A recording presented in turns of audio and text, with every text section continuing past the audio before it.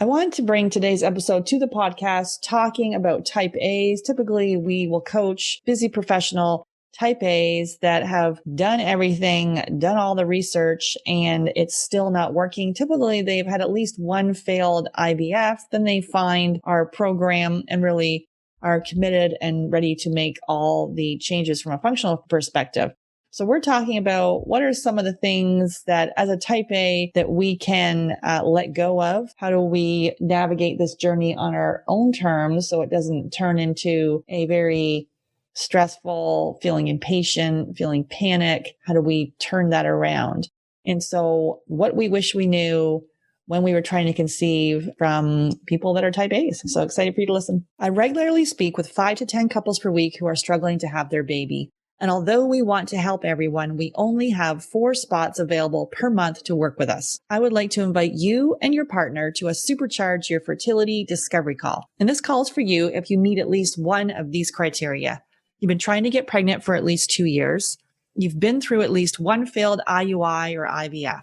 This calls for action takers. If you're not ready and you wait, the risk is you'll need to wait 2 to 3 months for a spot to open up. If you're seriously considering working with us, go to Fab Fertile, F-A-B Fertile, and click on Book a Free Call. That's Fab Fertile, F-A-B Fertile, and click on Book a Free Call. Then you'll be all booked in and ready to spend 30 minutes to give you the action plan to getting pregnant naturally. Hey there. Thanks so much for listening to the Get Pregnant Naturally podcast. And I've got a favor to ask you. If you are enjoying learning about the functional approach to fertility, consider going to iTunes and rating and reviewing the podcast. This is how it helps the show reach more people that are struggling with infertility, knowing that there's another approach that really can get to the bottom of why it's not working in the first place. So all you need to do is, if you're on the app or the desktop, just go in and consider leaving a 5-star rating and leave a review. And there is step-by-step instructions in the show notes showing you exactly how to do that. So if you can just take a few minutes, just take the few minutes right now. You can pause this recording, come back,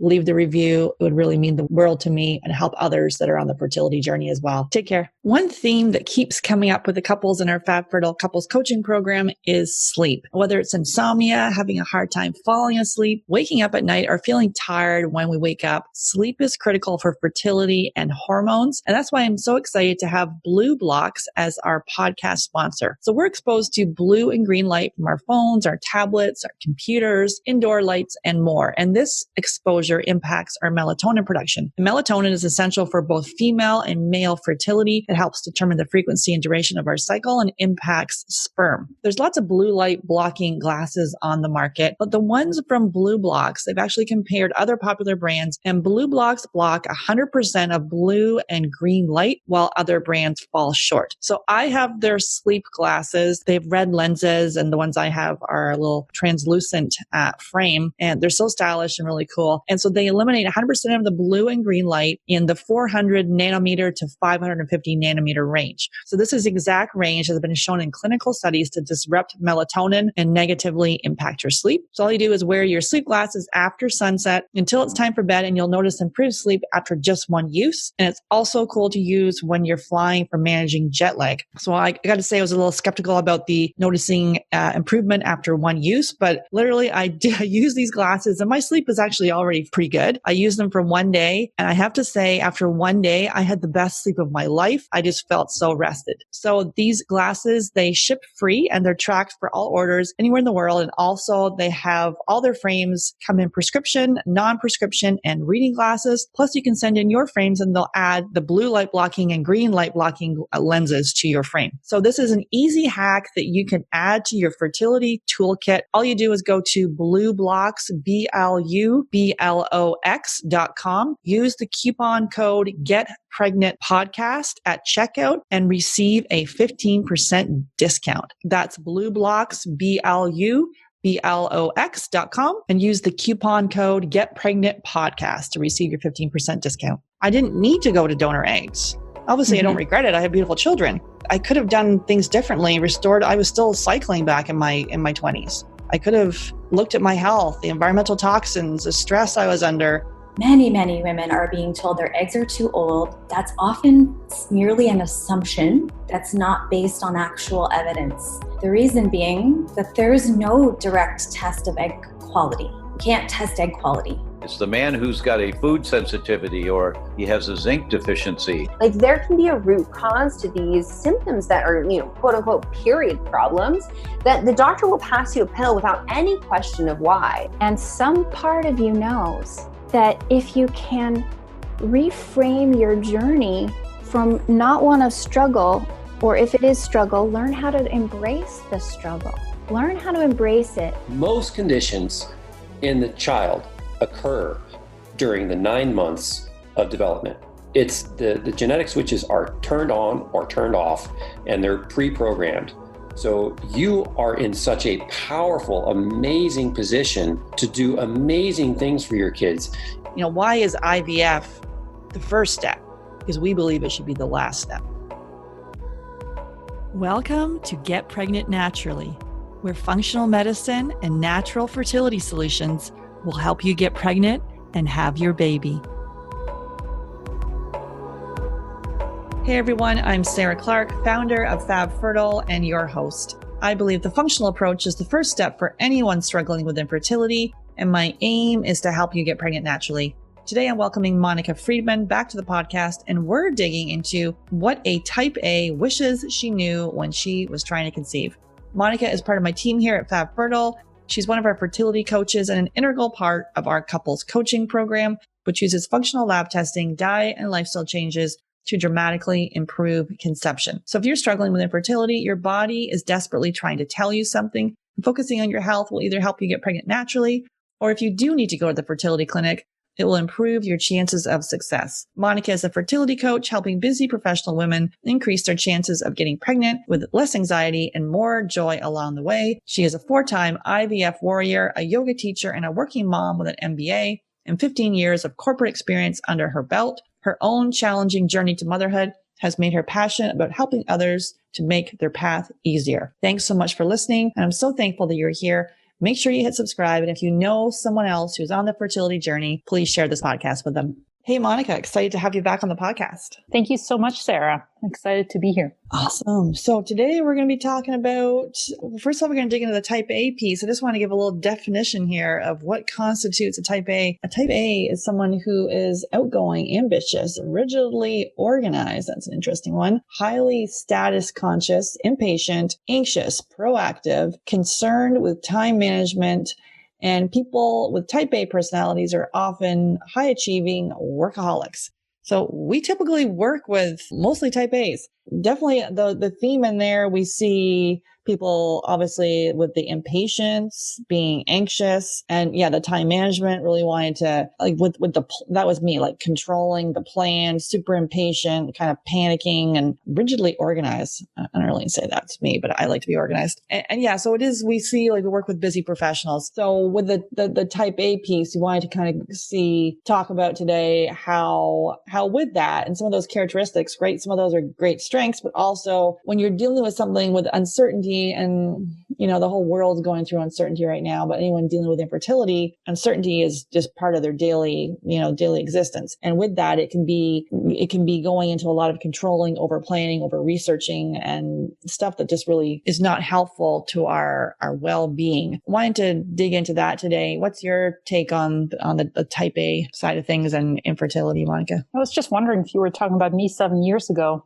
I had checked all the boxes about 6-7 years ago. Yep. No, there's a huge connection between the type A traits, which, as you say, rightly so, they don't have to be something negative. They brought us to where we are today or in our lives, and especially in our careers. But fertility struggles on top, and that can be a recipe for anxiety, for just a lot of that uncertainty. And some women have, let's say, better tools or an easier disposition to deal with all of that, whereas some other women or humans in general have a harder time. So I think in the first instance, it's just all about acknowledging that, becoming aware and acknowledging. That's without judgment. So taking the judgment out of these observations is key. It's a very Buddhist principle, and might be talking more about Buddhism because it helped me along my own fertility journey. But taking the judgment out can be so helpful because we're judging ourselves. We're our own fiercest critics, right? Taking the judgment out of these things can go a long way because we give ourselves some slack. We show ourselves some kindness. And those are all key concepts that can help us through a potentially long fertility journey. So yes, I was definitely one of them. I think I'll always be type A to some degree. A client of mine said the other day, I'm triple type A. I like that. Not because I like what that does to her, but it's that self-awareness. I realized that she was really aware of herself, and that is a great starting point. Yeah, just to dig into those patterns too. Like for me, the impatience thing it drove me crazy. Like I literally could see myself banging my head against the wall, like in complete impatience about everything. Why wasn't it going faster? Everything I encountered. I grew up with like my dad's a entrepreneur, and I had his own business for years and years. And I don't know, just always this level of impatience in everything that I did. Yeah, the workaholic thing, that's never really been my thing, but I don't know, I love what I do, so maybe I don't see it as workaholic, but I definitely coaching people that are spending, hours and hours, working, especially right now I was talking to someone the other day, like basically like 19 Zoom calls in one day. Like how does one even do that? Like complete insanity is what's going on. So it is to be able to, I like that book by Gabby Bernstein. I love her. She has the book, The Judgment Detox, and talking about like there's 5 steps she has in there to be able to, because a lot of times we're just so hard on ourselves, and being able to, first of all, is to recognize some of those patterns that we're doing to keep pushing. And, they have helped us, but then how is it serving us now? And to see, what can we it's basically putting the foot on the gas, but not ramming it to the floorboards. You're still moving forward, but you're not going like a crazy person all over the road. One piece of advice I have is for myself and others is, how would you treat someone else that you care about a lot? And let's say a little child, or your pet, or someone who's hurt, or someone who's, hurting physically, emotionally. Would you judge that person the same way you would judge yourself? Probably not. Put yourself in other people's shoes, or change that point of view and speak to yourself as if you were your best friend, as if you were talking to a hurt animal. Approaching this whole topic with a lot more kindness, really. So let's talk about your story there, and let's talk about mindset first, and really your breakthrough. What happened there for you when you're going through the fertility journey? Sure. So my fertility journey was about 5 years long. I was 29 years old when I was diagnosed with low AMH, which is diminished ovarian reserve. I was diagnosed with the ovarian reserve of a 44-year-old, and I was completely shocked by that diagnosis. I thought my, reproductive life was over. I was told to use donor eggs pretty quickly after that. I was misdiagnosed with all kinds of other things as well. POI, which didn't turn out to be POI, PCOS, which I never had.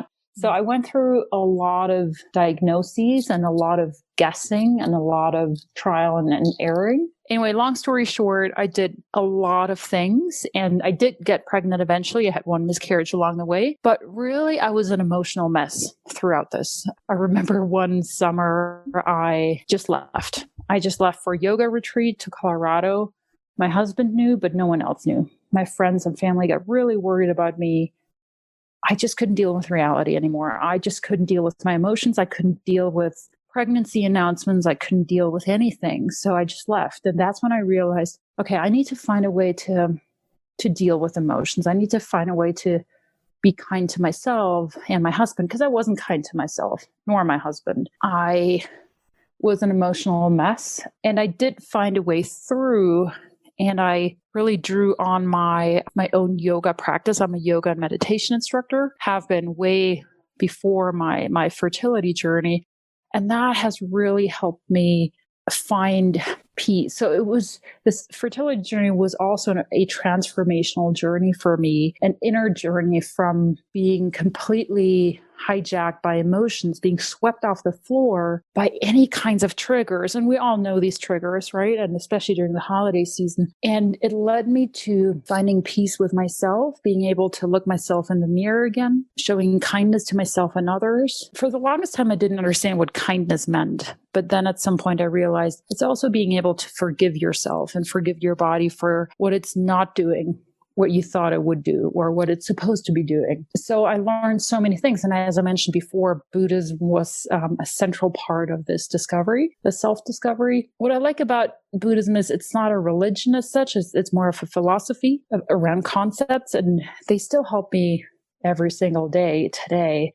And, the patience part, the uncertainty part, the acceptance part, that's where I can really dig deep from my experience. What my breakthrough was, I don't know if I ever told you that story, but I'll tell it here now. I was sitting on an airport bathroom floor in between business travels. I was the sales and marketing manager for an international company, jetting off to the States again. I was living in London at the time for a sales meeting, and I was injecting myself with hormones for another round of ovulation induction. I was sitting there with my injections on the airport bathroom floor. I was also anxious about the flight. I was anxious about work coming up. I heard these voices of these moms and their children. It was spring break time, and everyone was just excited for their holidays, their vacation. And I realized I was so miserable. I was so alone. I was so upset and stressed. And I realized it can't go on like this. So I think that was my moment of realizing I needed to change something. Otherwise I would turn into a person I wouldn't want to be. And that's when I started to really prioritize self-care. I really prioritized daily mind-body programs or practices, for example, meditation, Kundalini yoga, which is an energetic form of yoga. Or what else did I do? Relaxation techniques, visualization, just simple breathing. Basically, I prioritize myself. I put myself first, which I haven't done before that. And it took me a long time to figure that out. And I sometimes say infertility was the best teacher I ever had, but it's the one that I never asked for. It taught me so much. That bathroom floor thing where that's from like Eat, Pray, Love too, where she's on the bathroom floor and then literally just sobbing. And, obviously that you weren't, I don't know if you were sobbing there, but, in a public area there, but yeah, like really reached your low point going, wait a minute, do I want to continue on this way? Yeah, because of how we can react or respond. And it's hard when you're stuck in a struggle and you can't see the end of it. And you're like, wait a minute, I'm going to be stuck like this forever. Well, everyone else, seemingly moves on with their life. That self-compassion and acceptance piece, being able to shine that light on yourself. Because a lot of times we can easily, shine it on someone else. That's when we do some of the group programs that we do, being able to show compassion to someone else. And then we can shine it back to ourselves, because usually we're like, oh, everybody else needs compassion except for us. We must, have these high standards, beat ourselves up, work ourselves to death, and expect all these things from us. But we wouldn't, as you say, to a friend or a family member, we would never do that. So I know sometimes like that dark night of the soul, which, as you say, the lessons from the fertility journey, you never ask for this, but it can be the greatest teacher. Right. Obviously, in the middle of that, if you hear that, you may want to slap us. But it is to like that trigger piece and to shine. I really do like to shine the self-compassion back. And even like people around you, when you're dealing with this, people can get compassion fatigue. It's like, okay, especially if you're dealing with infertility for years, you've been on the fertility journey for years, your friends and family, they may not know what to say anymore, because what do you say? And maybe you've got compassion fatigue for yourself, kind of like, wait a minute, how long will I be stuck in this place where I don't know what's next? Right. One thing I wanted to pick up on, which what you said about being in the middle of it and seeing the lessons, and not seeing it when you're stuck in the middle. I mean, I used to get incredibly anxious when someone said, oh, just see the silver lining. However, here's a thought, food for thought. You already know how it looks when it doesn't go well. Your mind has probably practiced that route many, many times. It knows exactly where it goes. It goes down a rabbit hole. It goes into the abyss. It goes into dark places. So your mind knows, from an evolutionary perspective, the fight or flight response is ingrained in us. So how about you think about how it would go, how you would feel, who you would be if it went well. And that's something our brains are not used to for the very reason that I just mentioned. So I came to that point where all my emotions or all my thought processes were negative. They were just very pessimistic. So I thought to myself, Monika, let's try an example. And I was trying, that's the type A in me again. I was trying to push myself. I was trying to get better at something. So I thought, what if I just try to turn things around, think about this in a more positive way? It doesn't hurt me. It may not change the reality right now, but what if I do? I might just feel better. So I tried that because I had nothing else to do. I had nothing left to do. And that's when I saw a shift happening within myself. So to anyone out there who doesn't want to hear any advice on, see the silver lining, make the best out of it, I totally get it. However, challenging your mind to take the path less traveled can be incredibly enlightening and can show new ways of thinking and being. So yeah, that's one thing that really helped me. There are tons of techniques for that, obviously. But yeah, one technique I'd like to mention is, for example, instead of thinking, oh, what if this treatment cycle doesn't work? It probably won't work. My body's failing me, all these thoughts. What if you just visualize this treatment cycle working, or this doesn't need to be a treatment cycle, it can be a natural cycle, whatever. What if you just visualize that and visualize yourself as you get the good news? How would you feel then? What emotions would come up? How would you be then? How would you be different then? And see what happens. Just notice, just observe, again, without judgment. Yeah, because a lot of times we're in the what if, the catastrophizing, the worst case scenarios. And then to change that around and more of the responding versus reacting to situations. There's triggers everywhere as you're trying for a baby. There's families, there's pregnant bellies, there's baby announcements, there's baby shower invites. Not as many anymore right now. I don't know how they're doing those. Maybe Zoom baby showers. Zoom baby showers. Yeah. Being able to navigate that, it can be like a minefield for people. When I was trying, I had both my kids with donor eggs, and I remember, I asked two of my friends to donate their eggs to me, and they just didn't feel comfortable with that. I remember at the time I was pretty upset about that. And then we ended up, we had an anonymous donor, so it ended up working out, for the best. But then everyone around me, as I was going through this, everyone was getting pregnant. I remember my friend came in, I was just waiting to see if our transfer had worked, and she came in, she's like, I'm pregnant. And I was like shocked, kind of like, what? This is my thing. What are you doing? I'm trying to get pregnant.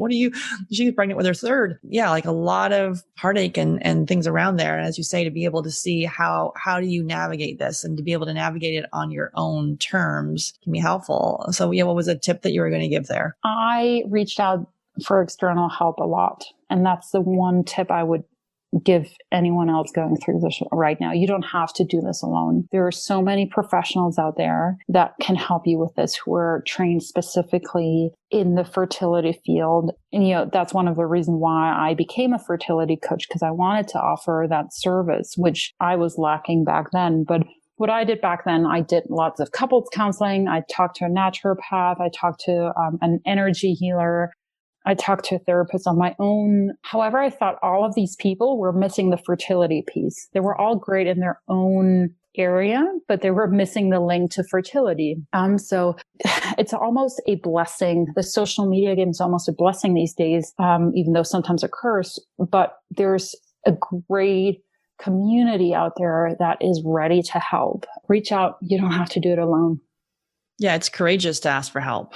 Yeah. Brave. A lot of the times we think, oh, I got this by myself. And sometimes that's how sometimes I'll be going and going and going. And then I'm like, wait a minute, I can actually ask someone here. And, as someone that's, self-sufficient, maybe feels we don't, I think I like to ask for help. I love delegating and doing all that. But sometimes when you're in the middle of something and then you're like, wait a minute, someone can actually help you shift perspective and have you look at this completely differently, because you can have those blinders on and you're like stuck down in your own stuff and you can't see that there's there's something else out there, right? That you could actually, being able to feel a sense of relief or feel that knowing that your child is, the soul of your baby is waiting. How would you do things differently, and kind of getting into that heart space? Cause a lot of, like, I know for me, like years in that logical brain, I'm like, okay, I got to plan and control, think. I remember someone in the beginning, as they saying, oh, where do you feel that in your body? I'm like, I don't know what you're talking about. Feel that in my body? That's insane. I feel nothing in my body. I'm just like thinking about the thought. And then as I started to learn the mind body techniques, being able to, I feel that in my heart, or like a flutter in my stomach, or now you can kind of start to really feel into your body. And that's where all the intuition, the synchronicities, and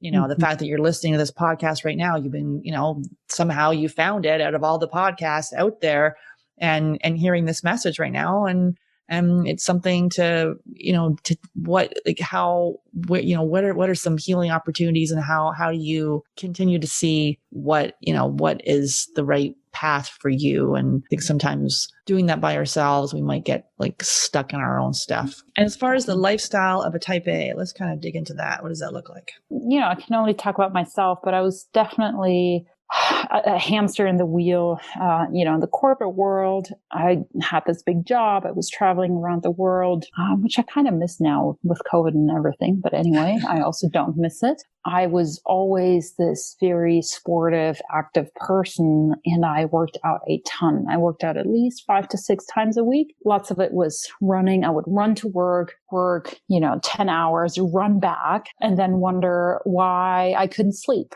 or wonder why I had knee issues that took about 2 years of healing, which was just over, my knee joints were just overworked. I didn't have my period for 2-3 years until I realized that I probably had sabotaged my own body in the way that I was living. I was on a very low calorie diet because I thought, being skinny is cool, or that's just, I like the look of it. And that's, a lot of these things are stemming from my childhood and, other society factors. But I was definitely not contributing to a baby-friendly body, for sure. And that lifestyle, I always like to look at diet. I like to look at exercise, and then, toxins overall that can be environmental toxins, that can be toxic relationships, all of that. I was definitely not doing the things that could have helped me get there sooner.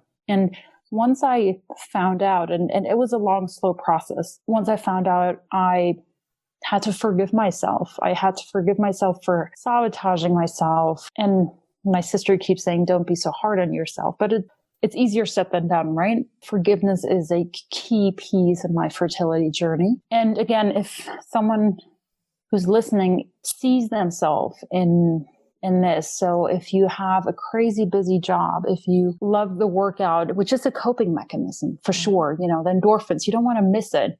If you are low on carbs and, don't allow yourself any sweets or any wine or anything like that, or if you have any inflammation in your body and you don't even know where that's coming from. I mean, Sarah, you say it all the time. The body's trying to tell you something. Mm-hmm. Again, here's my piece of advice. Do some detective work. Find out the root. Don't just try to cure the symptoms. Find the root cause for this. And that's where I really like your program, Sarah, the functional approach to things. I had no idea this even existed.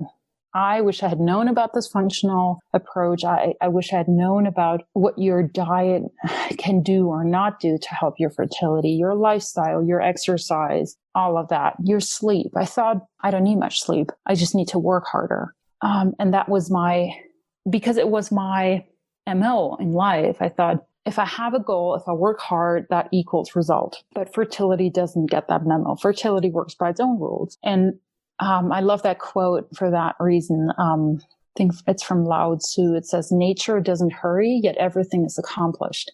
Yeah. And I thought I could hurry nature. I thought I could manipulate nature, and I couldn't. Mm-hmm. Yeah, no, it's so common, right? That pushing and forcing and doing, and as you say, like working and all the vigorous exercise and keep achieving, and then you lost your period, which is common as well. That and then kind of getting disconnected from your body, and then that cutting calories and like all of those things that at the time we actually think they're healthy, right? Like having a low fat diet and doing a lot of exercise and like the work piece, we're like ambitious and all of that. And it's just like, well, how is that impacting your body? I had for years like a high stress job too, and really like pushing myself. But I was like, I'm not one to cry, not one to really complain about things. I just kept going. People thought I was fine. And then meanwhile, my health was completely like having a nosedive. Like when I started getting, after I had my kids, I had, bladder infections and sinus infections, chronic yeast infection, all these things. And was able to, years later, discover the food sensitivities, the gut infections and chronic stress. And it's interesting. Like literally, if someone had asked me if I was stressed during infertility, I actually would have told them I wasn't.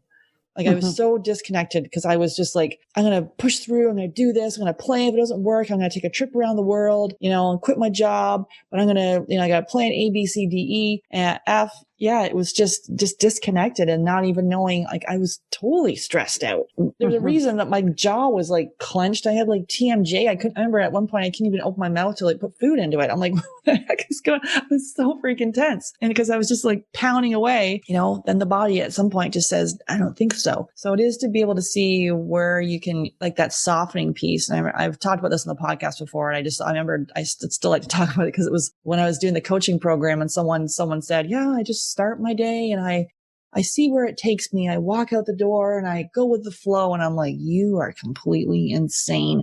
That sounds like the worst idea I've ever heard. How could you start your day with no plan? Because I got to plan it all. Because if I don't plan it, nothing will happen. So it is, now, a recovering planner. I still do enjoy a nice plan, but like to have a couple days where you don't actually have a plan and you'll see what'll happen. And actually things actually do work out fine. My husband is the opposite of me. So he's more chill. And that's why I guess that's why I married him. And so, yeah, it is that lifestyle piece to kind of see, well, where can you pull back? What's kind of off kilter? Where I know like that out of alignment piece where I find if I'm getting cranky or irritable or bitchy or something, I know there's something out of alignment, and where can I pull back instead of, typically like we normally do, push on. How do we pull back? Again, I think I don't want to demonize the type A. I don't want to demonize who you and I were, Sarah, when we were younger, because that made us who we are today. But also I want to say it's sometimes you don't see the trees for the wood or the wood for the trees. I can't remember how it goes. Sometimes you don't see these things. And that's, again, where external help. And I'm not talking about your sister or your best friend because they're emotionally attached. That's where someone like a fertility coach, like a maybe even therapist, anyone who's not emotionally attached to you or your outcome can really help you shine the light on a few things and ask these really challenging questions. And they will be uncomfortable sometimes. I remember I really didn't like my therapist. I thought she was imposing ideas on me. And only after months, I realized, what she said back then actually made sense, or it makes sense now. So oftentimes we're planting the seeds for our clients and we're creating awareness that may take some time to unfold. So with this whole process of uncovering who you are and why you are like that and how that could have an impact on your body, your mind, your fertility, that takes time. So patience, again, comes in as a key concept here. And what about if you can just kind of go through like everything you did try? Because you went down, I guess it was a rabbit hole, but you went and tried it all. So can you share with that? Sure. So I started with 12 rounds of ovulation induction because I didn't have my period, or I didn't ovulate, both. So I did that.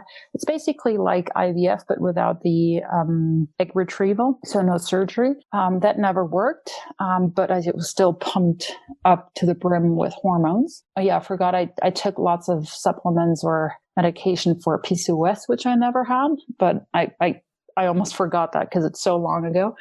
Then I did my first round of IVF, didn't work. Second round of IVF was canceled because I only had one egg. In hindsight, I should have gone ahead because with low AMH, often one egg or two eggs is all you get. But, that was a big learning for me. Then I switched clinics, and that new clinic, it took about a year to onboard me because they did so many tests before that.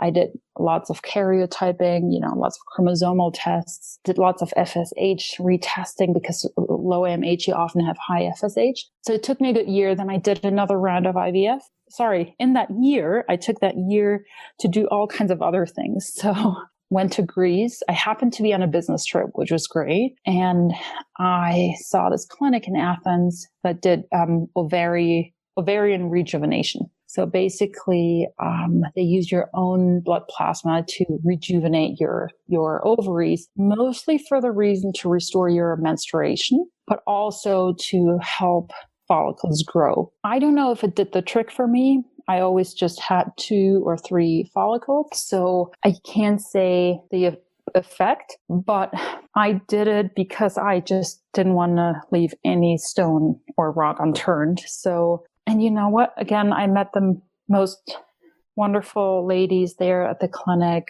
And it was, added to the list of IVF travels, really. I think a lot of you out there can resonate with that, all the things we do and all the places we travel to for our fertility treatments. The other thing I did with this new clinic was then I started immunotherapy because I had elevated high natural killer cells. In and of itself doesn't need to be a problem. A lot of us have that without having an issue of getting pregnant. But the clinic I was at was quite adamant that we need to do immunotherapy. So I did get an IVIG drip, I think every other week. Crazy expensive. Again, who knows if it worked, but at some point you just throw everything at it. And that made me feel better to explore every avenue. So the third round of IVF actually worked. I did get pregnant. I couldn't believe that my body was able to do that. I was over the moon. Unfortunately, I miscarried at 8 weeks, probably chromosomal issues. No one knows. I had a DNC after that. And everyone who's gone through a miscarriage knows that it takes at least 3 to 5 months for the body to restore, to get your period back, to flush out the hormones, to deal with the trauma or the grief. So I used that time to travel a lot, to work more with my natural healer. I talked to my old grandma's ovaries at some point. I was just so deep in the process, and I was ready to try everything. I did a lot of Kundalini yoga. I went to, I think, 3 yoga and Buddhism retreats. I did a lot. But I also took incredibly good care of myself. I did things that I really enjoyed.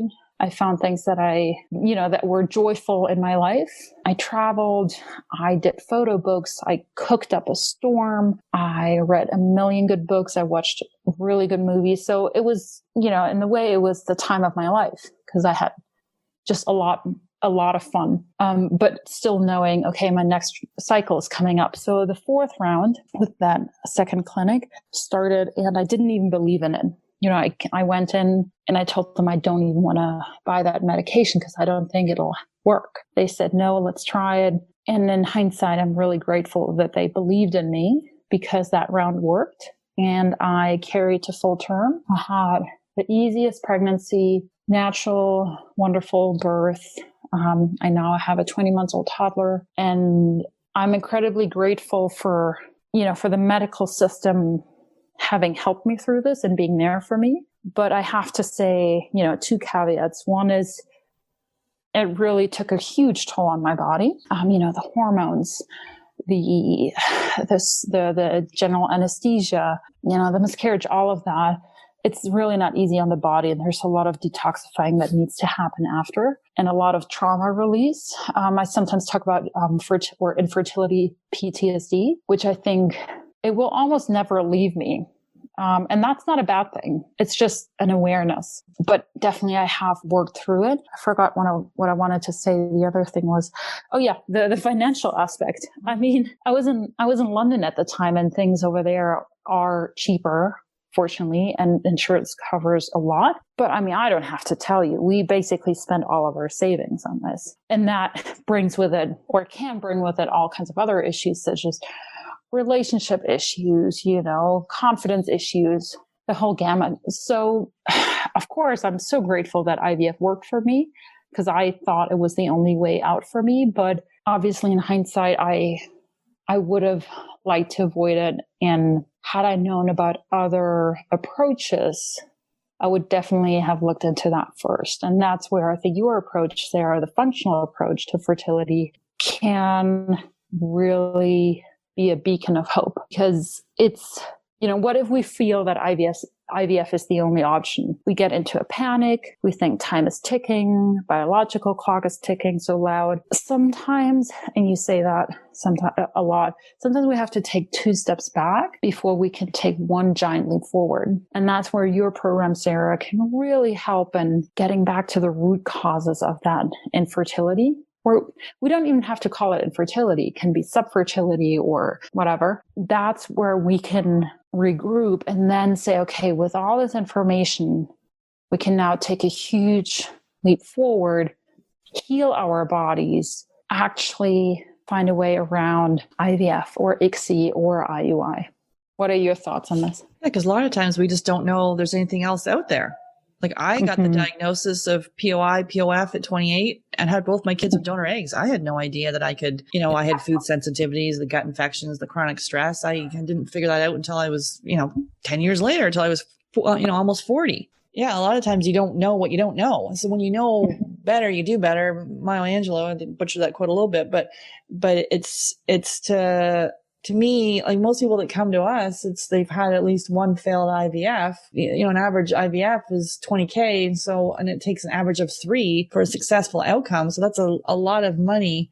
And it's, pumping your body full of medication. And really with the functional side of things, we're looking to see, well, why is it not working to begin with? So to me, working on your health with your partner and all that little piece in there where you talked about where you did all the things that you love to do and movies and reading books and all this cooking and things that you enjoy. You took some yoga retreats. And because a lot of times when we're stuck in the IVF side of things, it's just we're in this whole, we don't even know what's going on. Like we're stuck in this whole sterile kind of environment. And it's very, there's certain things you've got to do and hoops you have to jump through. And meanwhile, and we forget to enjoy all the things that we forget even being able to even visualize ourselves pregnant. We just get so stuck in the medication and all of this. And it can be, your life gets put on hold as you wait for the next cycle. And each cycle, if it doesn't work, it's absolutely devastating. Whereas, when we look at, when we're doing this, looking at functional testing, and there's always healing opportunities to dig into. So I guess kind of from a type A standpoint, what are some things we can do to slow down, to dig into self-care? What are some of your top tips there? Yeah, self-care is the buzzword, but it's right on. Right. So self-care can mean, and by self-care, I don't mean eating a bar of chocolate, although that can be part of it if you, celebrate it. But self-care can mean taking time out for yourself, setting healthy boundaries, saying no to meetings, saying no to people. And actually, that's where the pandemic can be helpful, because a lot of those social obligations are obsolete. So it's easier to say no. It's easier to cancel things. So make use of that for sure. Really setting time in the calendar for yourself. And that can be a hot bath, but that can also be catching up with friends. That can be diving into a joy project that you've always wanted to do, but have been putting on the shelf or shelving. So there's so many things that can help us get these endorphins going in the body. Ask yourself, what would make me happier this next hour? If you're struggling to get from hour to hour, or how can I make the remaining week a good one? Or what could I do this coming month so that I get through the holiday season with dignity and grace? That could look different for all of us. Some of you might be interested in the whole mind-body approach, and that includes anything from yoga to listening to guided meditations to relaxation techniques, to breathing techniques. There's so much that you can do, but easy things to start with is when you get up in the morning, before you actually get out of bed, when you wake up, just take 3 really conscious breaths. You can actually count your breath, or you can narrate your breath. So you can say, I'm inhaling, I'm exhaling, and do that 3 times. So that gives you that little bit of space, that pocket of space before the craziness of the day, the workday starts. Some other techniques more around the mindfulness part is, when you eat, can you put your screens away? Can you just focus on your food? Or can you just focus on that person sitting across from you. So make that person feel like they're the most important person in the world right now. These small things will start to add up and will make the day or the moments a bit more meaningful, more special. And in a way, you know, when you look back, you're pregnant now, you have your child, and you look back, you want to look at this time that you were trying to conceive as a time of, you don't want it to be lost. Because time is too precious. Life is too precious. So how can you make this time or these moments count? How can you, despite everything that's going on, despite maybe your heartache, how can you still find joy in your daily life? And sometimes we have to relearn that or rediscover ourselves. But once we know that, it can be incredibly enriching to our lives and other lives. Do you have any good techniques? Yeah, like to me, to take this time to mother yourself, which and ask the question, you know, what do I need? And a lot of times we're, you know, with the triggers and how we're feeling, it's to educate people around us how we want things to be handled and kind of being able to set, you know, it's the buzzword of the boundaries, but being able to set boundaries. And if someone is doing something that maybe is hurtful, and if they're, you know, you have to see who it is, how you want to speak to this person, depending on who it is. It's like, if you're not going to tell the whole story of your fertility journey to the person at the grocery store, but maybe, you know, you select a few people to tell things to, and it's part of your journey. You start to open up a little bit more, because a lot of times, people haven't even told anyone. And then there's a lot of like shame and, you know, beating yourself up for this. So it is to ask, you know, what do I need? And what do I want my friends and family to do? And it is just explore that a little bit more. Because I don't think sometimes people are like, oh, people are doing these things to me and saying these things, but it's a well-meaning person who asked the question, kind of like the weather. So when you're having kids, and if you go off and want to, you know, go down a rabbit hole or, you know, spiral after that, is to be able to slowly educate people around you of kind of what you need. And I guess with the piece with the overworking and the stressful job, obviously everyone is going to be coaching that's a huge theme of the work hours and letting the job take over. And sometimes we could be hiding in our job too, and sort of seeing, well, how is there anything you can delegate? Is there anything you can take off your plate? How do you step back and really make a space for when your child comes? So if you're working more than 50 hours a week, how are you going to, when is the time to take care of your child? So setting up that space now so you can use that time for self-care and to take care of yourself. Yeah, the work piece is an interesting one. Do you want to tell your coworkers, your manager, or not? Do you need the work piece as a coping mechanism, or, you know, create some kind of normality in your life? I all get that. And that's what I did. I actually told no one at work. And that was the right thing for me to do. But for some others want to tell work. Again, it's a very personal, individual decision to make, and see what resonates with you. And these things can change. They're not set in stone. We evolve. Emotions change over time. Finding out what makes you sleep that 10% better at night. And that can be a lot of soul searching. And that can be a process that can sometimes be painful because, you know, self-beliefs and, you know, hidden truths come out, but it can be so revealing. And then it can be a real chance for you to discover yourself and get to know yourself intimately well, which will only benefit you then as a mother, because everything we're doing right now, right, is preparing us for motherhood. Ask yourself, how do I want to show up as a mom? How do I want to show up when I have this child with me? And how do I want to show up in my career, in my personal life, in my relationships? I think that's a really good goalpost to keep in mind. Yeah, work on your shit now. Yeah, really. To see, you know, we all have stuff to work on, and it's like a never-ending process. But right, like for years, I was on automatic pilot, didn't even know, like, you know, all my triggers and things. I just didn't even think about it, and now I can see myself, like, why that whole out of alignment piece for me. When I start, you know, if I have issues with not issues with my husband, but if I'm like being bitchy with my husband or irritable with him, oh, well, where have I where do I need to pull back? It'll to see how it comes out for you. And it might be for other people, you could withdraw. For other people, you could become irritable. Other people, you could become, sad or depressed or anxious, depending on how it shows up for you, that something's out of alignment. And you can kind of then start to see, oh, wait, it's actually, I've worked too many hours. I didn't get enough sleep. I ate the wrong food, like whatever it is, to sort of rein it back in a bit. And so some final thoughts on this, Monika, as far as the type A and kind of your summary and thoughts? Yeah. Progress, not perfection. That might be hard for a type A person to implement, but we always strive for perfection, or we often do. And I try to break it down for myself and think about progress, because progress is just as important, and perfection is non-existent in life. So how can we make progress and still, adhere to our standards, but take some of the pressure off? Yeah, that's my summary. What's yours?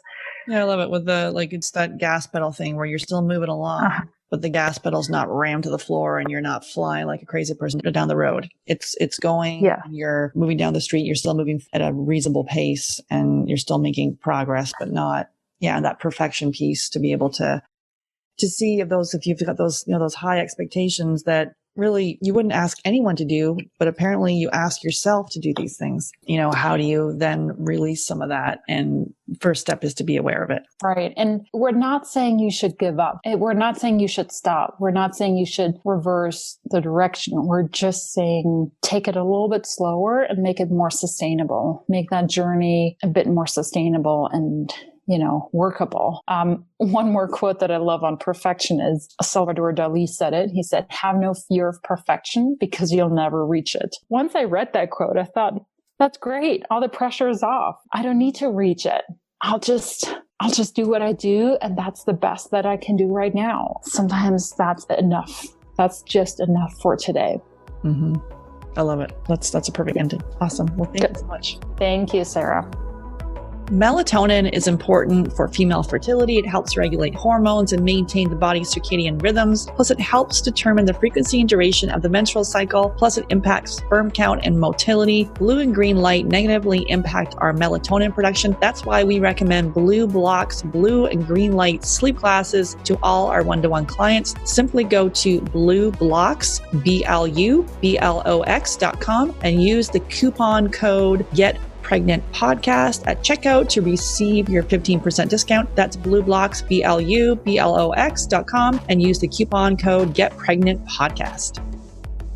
Hey there, I regularly speak with 5 to 10 couples per week who are struggling to have their baby. And although we want to help everyone, we only have 2 spots available per month to work with us. So the Supercharge Your Fertility Discovery Call is for action takers, and really people who are ready to move forward so they can finally have their baby. And if you're not ready and you wait, the risk is you'll need to wait 2 to 3 months for a spot to open up. So if you're seriously considering working with us, go to FabFertile, FABfertile.com, and click on Book a Free Call. Then you'll be all booked in and ready to spend 30 minutes to give you the action plan to getting pregnant naturally. That's FabFertile, FABfertile.com, and click on Book a Free Call. I'm excited to offer you a special gift. If you're a U.S. resident, text FERTILE, FERTILE, to 55444. You'll be prompted to enter your email address and you'll receive our 3-day fertility diet challenge. The challenge includes delicious chef-prepared recipes that are specifically designed to enhance your fertility. Download the recipes and try them this weekend. That's for U.S. residents, text FERTILE, FERTILE, to 55444. And for non-U.S. residents, go to Fertility Diet Freebie to access your special gift. That's Fertility Diet Freebie to access the Fertility Diet Challenge. The Get Pregnant Naturally podcast, including show notes and links, provides information with respect to healthy living, nutrition, lab testing, and is intended for informational purposes only. The information provided is not a substitute for medical advice, diagnosis, or treatment, nor is it to be construed as such. We cannot guarantee that the information provided on the Get Pregnant Naturally podcast reflects the most up-to-date medical research. Information is provided without representation or warranties of any kind. Please consult a qualified physician for medical advice and always seek the advice of a qualified healthcare provider with any questions you may have regarding your health and nutrition program.